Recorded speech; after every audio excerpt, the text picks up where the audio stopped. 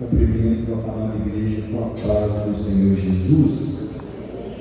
Podeis sentar, minhas queridas irmãs, meus irmãos aqui da Assembleia de Deus, do bairro Barbosa. Deus colocou uma palavra no meu coração hoje pela manhã e eu vi que na chamada o tema era sobre adoração. E nós temos visto essa cidade de ontem para hoje fazer uma adoração ao São João. E um tempo atrás fiquei sabendo que tratava-se de João Batista, o primo de Jesus. Então, vejamos que na palavra de Deus, o nascimento de João Batista é anunciado por um anjo, o anjo Gabriel. Lucas, no capítulo 1, narra isso a partir do versículo 5 e diz que Isabel, prima de Maria, mãe de Jesus, era estéril e não podia ter filhos. Então o seu pai Zacarias entra para servir no templo, já que ele era um sacerdote e ele servia na ordem de Abias, que era a 8ª ordem, e ele não volta no tempo estimado. O anjo Gabriel aparece para Zacarias e anuncia o nascimento de João. E diz o anjo, no versículo 14 de Lucas 1, e terás prazer e alegria, e muitos se alegrarão no seu nascimento, dizendo sobre João Batista, porque será grande diante do Senhor, e não beberá vinho, nem bebida forte, e será cheio do Espírito Santo já desde o ventre da sua mãe. Todas as imagens que eu vi ontem nas redes sociais, eu vi as pessoas bebendo quentão, que é uma bebida alcoolizada, alguns fazendo uso de cerveja, vinho, que dizem eles que no frio é bom para esquentar, e eu fiquei em contraste com essa palavra. Como pode ser isso alusão ou memória a João Batista, que, conforme o anjo disse, ele não beberia vinho nem bebida forte, mas pelo contrário, ele seria cheio do Espírito Santo? Achei estranho e inconveniente. Mas o anjo ainda prossegue e diz: e converterá muitos dos filhos de Israel ao Senhor seu Deus. Então Zacarias duvida, o anjo dá uma advertência, deixa ele mudo, mas Isabel consente, e quando ela está mais ou menos no 5º mês de gravidez, o anjo Gabriel aparece para Maria e diz que de Maria nasceria Jesus, o Emanuel, o Deus conosco, o Salvador do mundo, o nosso Senhor. E Maria também fica duvidosa, talvez com uma preocupação natural, porque de fato ela era virgem, estava desposada com José. Então o anjo cita a mãe de João Batista e fala: sua prima também não podia gerar e ela já está grávida. E João seria aquele que abriria os caminhos do Senhor, ou seja, aquele que seria um precursor, que anunciaria a salvação através de Jesus Cristo de uma maneira mais ali, com ênfase, com enfoque, mas então Maria diz: seja feita conforme a tua palavra, eis aqui a tua serva. Maria, depois disso, se afasta e vai para as montanhas da Judéia e vai contar isso para Isabel. E quando Maria sauda Isabel, João Batista pula no ventre de Isabel e ela também ficou cheia do Espírito Santo. Então o nascimento de João tem muito a ver com o nascimento de Cristo. E João nasce e cresce, diz a Bíblia, em Lucas 1,80 que ele crescia, se robustecia em espírito e esteve nos desertos até no dia em que deveria se mostrar a Israel. João cresceu junto com os essênios, com roupa diferente, comida diferente, afastado de toda a política e toda a religiosidade de Jerusalém. E ele, então, vem pregando. Quando deu o seu tempo de pregar, ele vem pregando. E no capítulo 3, nós temos uma pregação de João Batista. E o Dr. Lucas, esse médico, ele escreve dando fatos históricos para que as pessoas não tenham dúvida que isso aconteceu. Era como se hoje, se fosse nos dias atuais, quer dizer, o presidente dos Estados Unidos é o Donald Trump, o presidente do Brasil é o Luiz Inácio Lula da Silva. Ele foi falando aqui, no ano 15 do Império de Tibério César, sendo Pôncio Pilatos o governador da Judéia, e Herodes, o tetrarca da Galiléia, e seu irmão Filipe, tetrarca da Itureia e da província de Traconites, e Lisânias, tetrarca de Abilene. Então ele deu todo o contexto histórico no momento em que João faz essa pregação. E João percorria ali pelo Jordão, batizando para o arrependimento e perdão dos pecados. E ele era uma voz que clamava no deserto, e ele dizia: preparai o caminho do Senhor, endireitai as tuas veredas. E ele diz no versículo 5: todo vale se encherá, se abaixará, todo monte outeiro, e o que é tortuoso se endireitará, e os caminhos escabrosos serão aplanados, e toda a carne verá a salvação de Deus. João dizia à multidão que era batizada por ele: raça de víboras. A pregação de João era essa: quem vos ensinou a fugir da ira que está por vir? Produzi, pois, frutos dignos de arrependimento, e não comeceis a dizer em vós mesmos: temos Abraão por pai. Porque o judeu era muito preocupado com a genealogia. Isso para ele era muito importante: de onde que eu vim, que família, que tribo. Porque eu digo que até dessas pedras pode Deus suscitar filhos a Abraão. Também está posto o machado à raiz das árvores. Toda árvore, pois, que não dá bom fruto, é cortada e lançada no fogo. E João falava isso cheio do Espírito Santo, e a multidão começou a acompanhar ele e interrogava. E João dizia: se você tiver 2 túnicas, reparta; se tiver alimentos, faça a mesma coisa.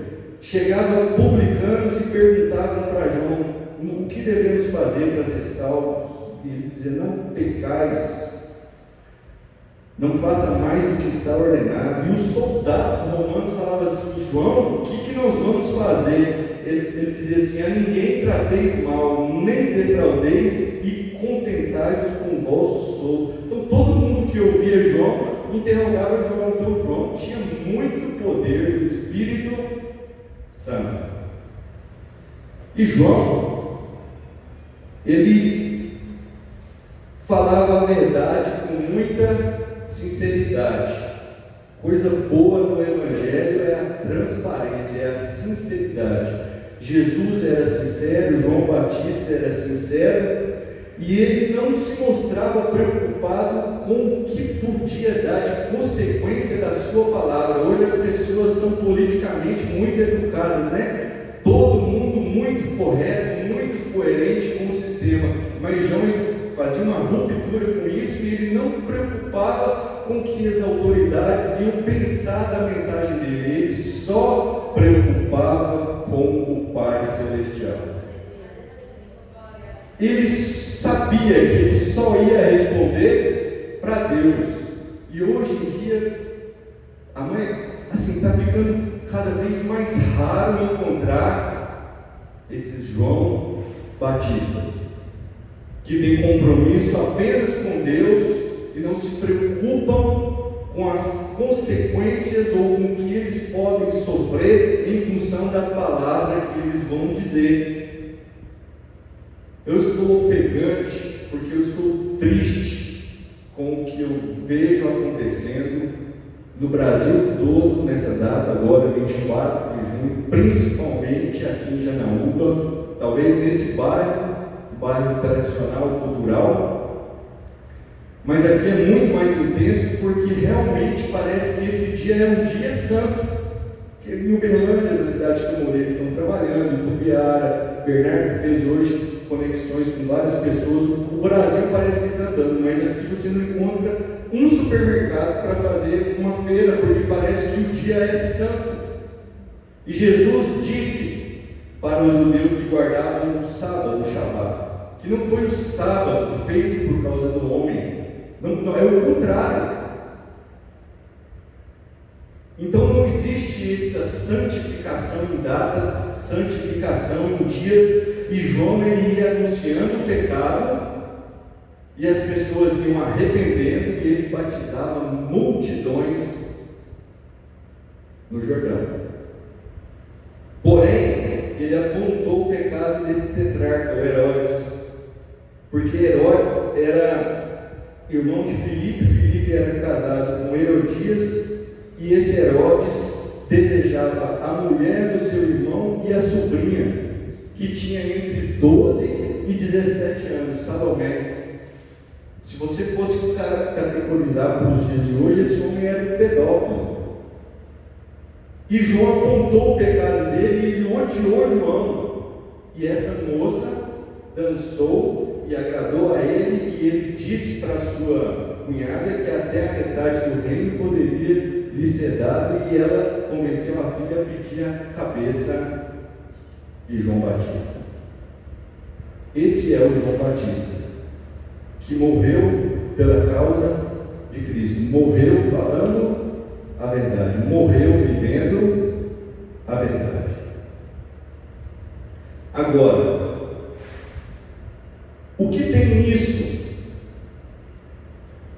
a ver com o que nós estamos vivenciando hoje, nessa data?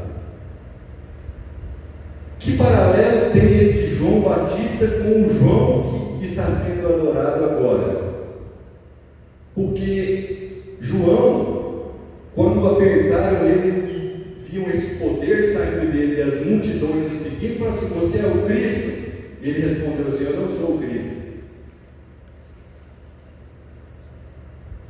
E sobre o Cristo ele disse assim: importa que eu diminua e que Cristo cresça. Importa que Cristo seja enaltecido e eu diminuído. Agora, se você fizer isso em oração, o Espírito Santo vai te revelar também que cada fogo de artifício que você escutou dessa noite, nesse dia, e não foram poucos, estão querendo dizer no mundo espiritual: glória a João Batista. Glória a João Batista. Então, o que o diabo fez? Ele inverteu uma situação e colocou no coração das pessoas para que a adoração não seja exclusiva a Cristo, mas também que divida com o João que nunca quis nem ser chamado de Cristo, porque ele sabia quem ele era e o que ele deveria fazer. E o que ele fez foi o que nós devemos: anunciar que Jesus Cristo é o único Senhor. Hoje de manhã eu estava fazendo uns afazeres domésticos em casa, lavando a louça, para ser mais específico. E se eu estiver fazendo uma coisa operacional, eu preciso ficar ouvindo algo para não cair na monotonia. Eu sempre gosto de ouvir a Bíblia. E aí eu estava ouvindo melhor dizendo, Ezequiel 14, e diz assim a palavra do Senhor: e vieram a mim alguns homens dos anciões de Israel, e se assentaram diante de mim. Então veio a mim a palavra do Senhor, dizendo: filho do homem, estes homens levantaram os seus ídolos no seu coração, e o tropeço da sua maldade puseram diante da sua face. Devo eu de alguma maneira ser interrogado por eles?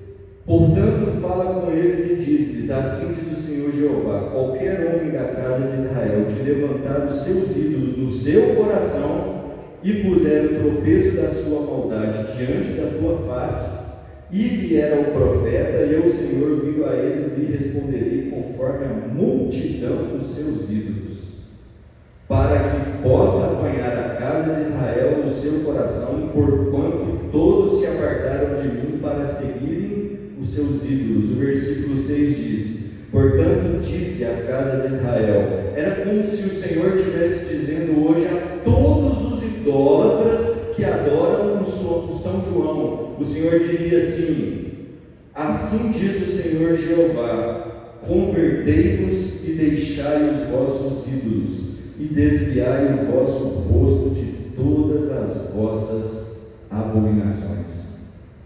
Porque a idolatria é abominação a Deus. 1 Coríntios 10, 14 e 19, o apóstolo Paulo diz,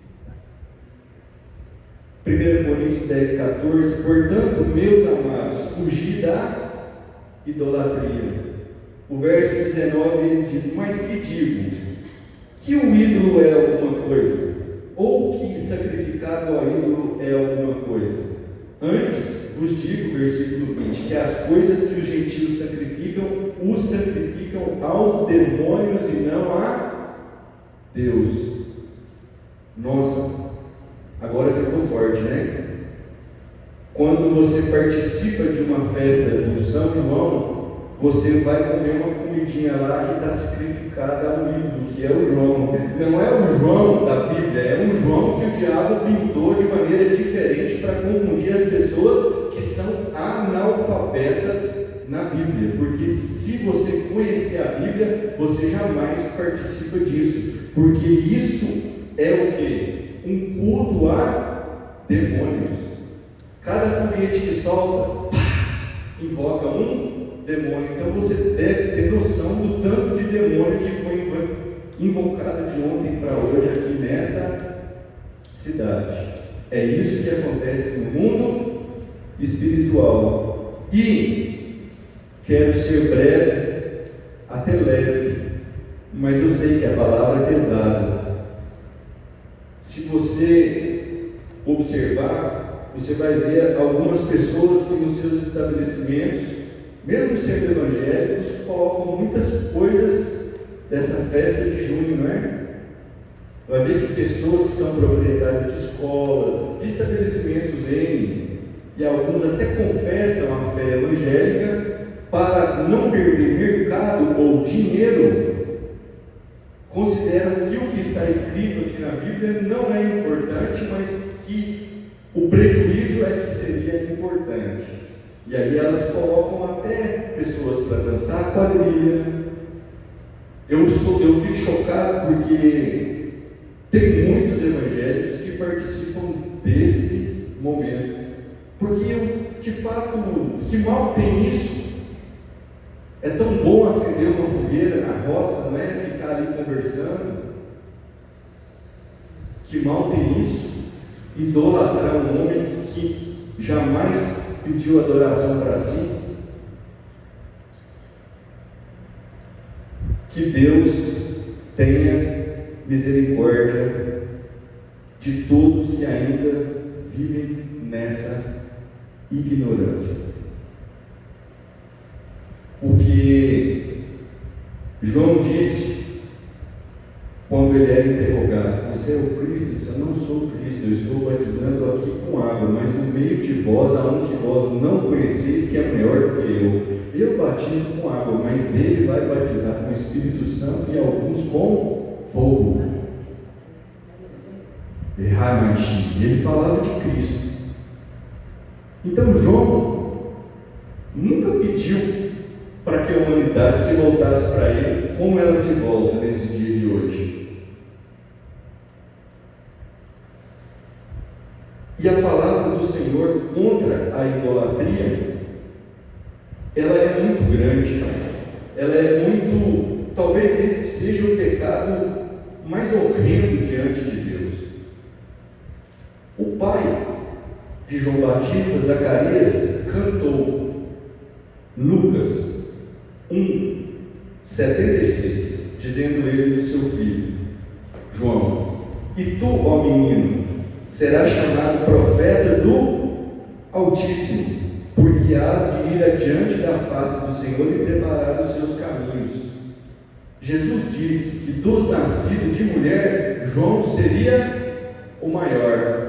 Jesus disse que João foi o último profeta. Jesus também disse que, nesse contexto, o menor seria o maior no reino dos céus. 77, Zacarias louvando: para dar ao seu povo conhecimento da salvação, da remissão dos seus pecados. 7:8, pelas entranhas da misericórdia do nosso Deus, com que o Oriente do Alto nos visitou, para alumiar os que estão assentados em trevas e à sombra de morte, a fim de dirigir os nossos pés pelo caminho da paz. O que Jesus faz?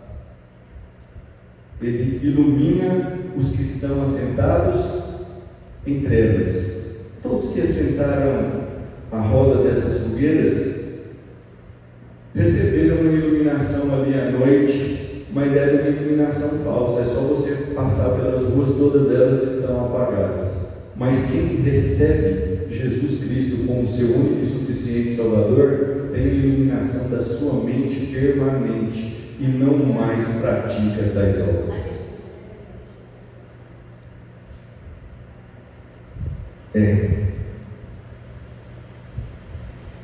Deus, na pessoa de Jesus Cristo, através do seu Espírito Santo, pode trazer arrependimento aos nossos corações. Todos nós, ou a grande maioria, aqueles que não cresceram ou nasceram no lar evangélico, talvez já participaram disso, mas um dia foram iluminados pelo Espírito Santo de Deus e viram que coisa horrenda é participar de tais coisas. Por exemplo, me lembrei agora que eu passei próximo de uma quermesse dessas e a minha mãe comprava umas comidas lá nesses dias que eles faziam uma festa, essa festa, e assim que eu converti, eu passei nesse lugar, né, que é uma praça próximo à minha casa, e o meu estômago embrulhou, eu senti náusea e ânsia de vômito. Então, o Espírito que está em mim, que é o Espírito que está em você, é antagônico ao Espírito que está nessa festa. E o Espírito que está nessa festa é o Espírito de Satanás. Jesus, em Apocalipse, capítulo 22, ele deixa bem claro, no versículo 14, já encerrando a Bíblia, eu também encerro a minha palavra, dizendo que se você tiver arrependimento, que se você mudar a sua adoração de Maria, de Paulo, de Pedro, de João, para Ele, você pode alcançar a salvação. Que bom chegar aqui, nesta igreja, numa segunda-feira, neste bairro, e nos ajudar, eu e Bernardo, a pessoas que não adoram o irmão, mas que adoram a Jesus. Isso é glória e louvor. Por isso que o céu se abre, porque Jesus foi o único que morreu para nos salvar. Jesus foi o único que venceu a morte e ressuscitou. João não ressuscitou. 1 Timóteo 2,5 diz que Jesus é o único mediador entre Deus e os homens. Também diz a Bíblia que Jesus é o único que perdoa pecados. Então, Jesus Cristo é o único e suficiente Salvador. Por isso que nós chamamos Ele de Senhor Jesus Cristo. Se passamos da morte para a vida, o versículo 14 diz: bem-aventurados aqueles que lavam as suas vestiduras no sangue do Cordeiro, para que tenham direito à árvore da vida e possam entrar na cidade pelas portas.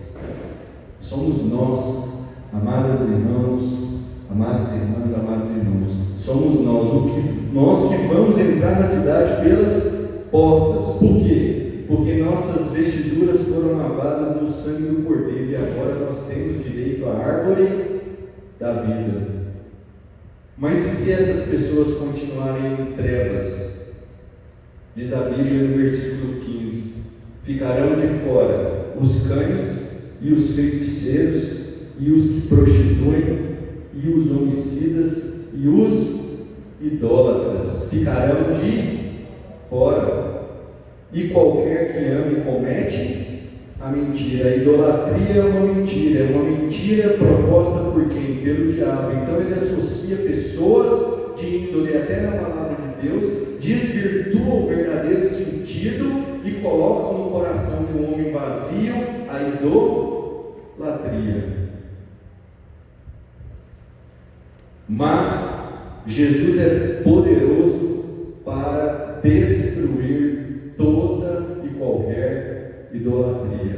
Ele fez isso na minha vida, eu creio que Ele também fez isso na sua vida. Seus ídolos caíram por terra. Eu não sei se eles eram religiosos, ou se eles eram de cinema, ou se eles eram da área musical, ou se eles eram, não sei, algum curso, algum ideal que sobressaía a pessoa de Jesus Cristo. Mas uma coisa eu sei: pelo poder do Espírito Santo, os ídolos foram derrubados e Cristo ocupou no nosso coração um lugar maior.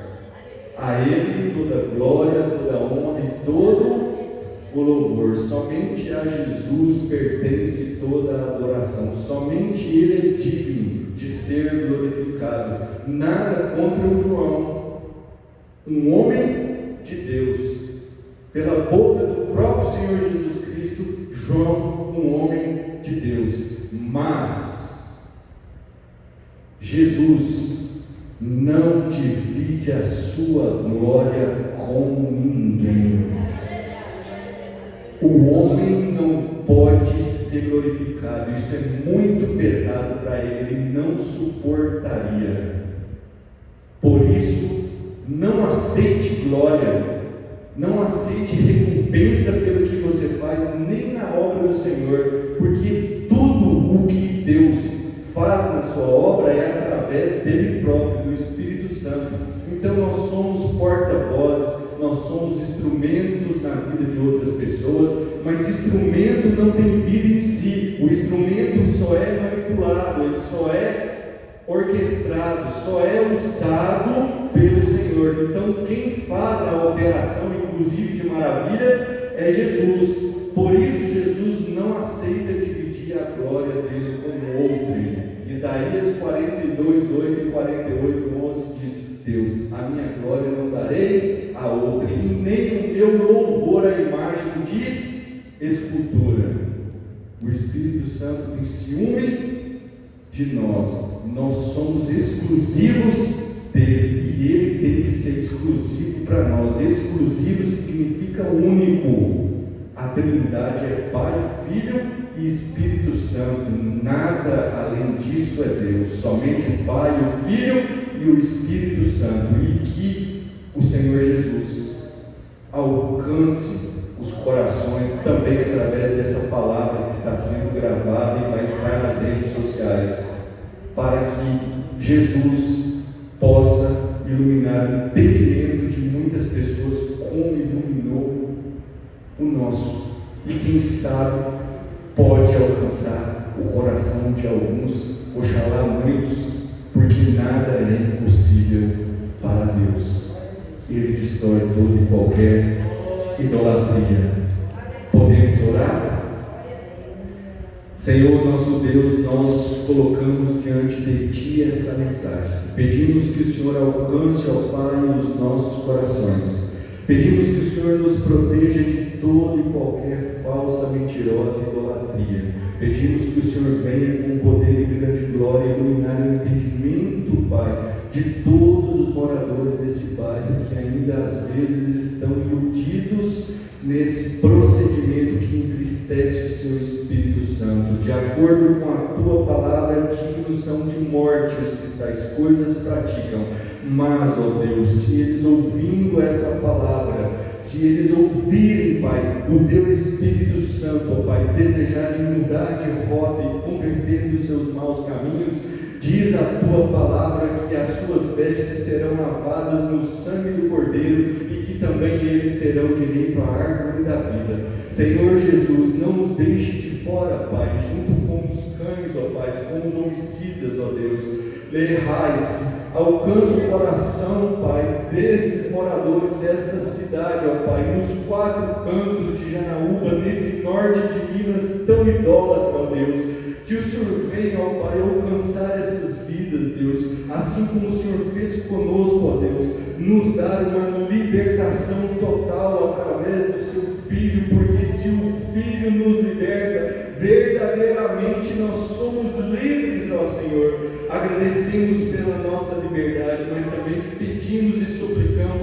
pela liberdade de todos, ó Pai, de Minas Gerais, esse estado tão católico, ó Deus, desse Brasil que ainda está pendurado e enfraquecido em frágeis idolatrias.